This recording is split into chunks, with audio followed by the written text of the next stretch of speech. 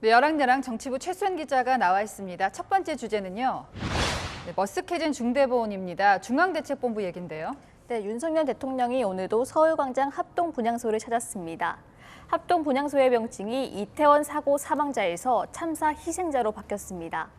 중대본은 앞서 전국 지자체에 참사는 사고로, 희생자는 사망자로 표현하라는 지침을 내렸는데요.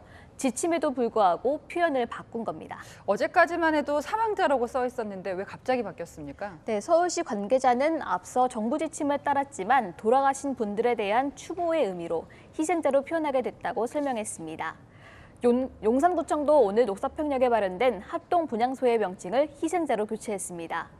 광주와 전남, 전북 등 민주당 소속 단체장인 지역에서는 지난 2일부터 이미 공식 명칭을 희생자로 바꿨습니다. 네, 사망자냐 희생자냐 정치권에서도 공방이 계속됐는데요. 네, 민주당은 정부의 책임 회피 수단이라며 공세를 펼쳤습니다. 개인들이 자기 주의를 잘 하지 못해서 생긴 것이 아니냐라는 것을 은근히 암시하기 위해서, 즉 본인의 면피를 하기 위해서 이런 용어를 쓰지 않나. 이런 논란 발생하는 것 자체가 이런 참사로부터 마땅히 보호받아야 되는 국민의 기본적인 권리가 침해당하고 있는 겁니다. 정부는 논란이 계속되자 권고사항일 뿐이라고 해명했습니다. 재난 관련해서는 용어를 최대한 중립적으로 쓰는 그런 일종의 내규 이런 게 있습니다. 희생자 이런 표현을 써도 됩니다. 저희는 이거를 권고한 거고요. 얼마든지 쓸 수 있습니다.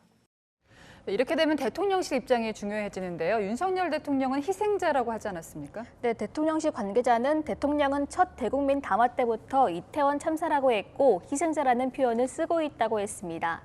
결국 중대본의 지침이 괜한 정쟁의 소재만 된 셈이 됐는데요. 책임이 명확하게 밝혀지지 않은 상황에서 중립적인 용어를 썼다고 하지만 국가적 참사 앞에서는 국민의 눈높이도 감안했어야 한다는 지적이 나옵니다. 네, 다음 주제도 연결이 됩니다. 진심 어린 사과입니다. 윤석열 대통령이 연일 사과를 했습니다. 네, 앞서 보신 것처럼 윤 대통령은 이틀 연속 이태원 참사 추모 행사에 참석해 사과를 했는데요. 어제 조계사에서는 첫 사과를 했습니다.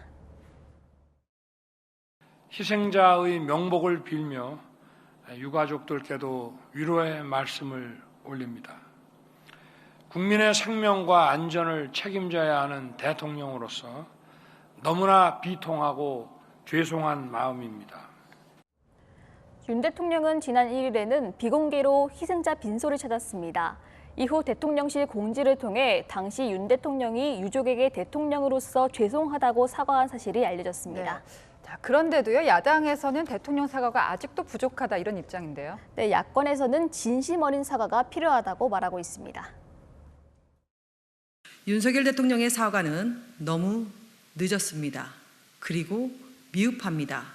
무엇이 죄송한지, 무엇이 정부의 책임인지 분명히 말씀하셨어야 합니다. 공식 사과한 장소를 두고 비판하기도 했는데요. 불교 행사에 가서 하는 것은 마치 대통령 사과 안 하냐 하니까는 한덕수 총리가 안행위에서 행안부 장관이 사과했다. 또 빈소에 가서 사과했다. 이런 거하고 똑같습니다. 박 전 원장은 오늘 강연에서도 윤 대통령은 석고대죄를 해야 한다고 했습니다. 자, 참사 직후만 해도 민주당이 어땠습니까? 초당적으로 협력하겠다고 했었는데 이런 분위기면은 애도 기간이 끝나고 공세에 나설 것 같은데요. 네, 민주당 이태원 참사 대책본부는 내일 기자회견을 열고 정부 대응의 문제점을 지적할 계획입니다. 진상규명과 재발 방지책 마련은 반드시 필요하죠. 하지만 불필요한 정쟁으로 흐르기보다는 참사 트라우마를 만든 국민의 마음을 보살피는 게 더 중요할 것 같습니다. 네, 여랑야랑이었습니다.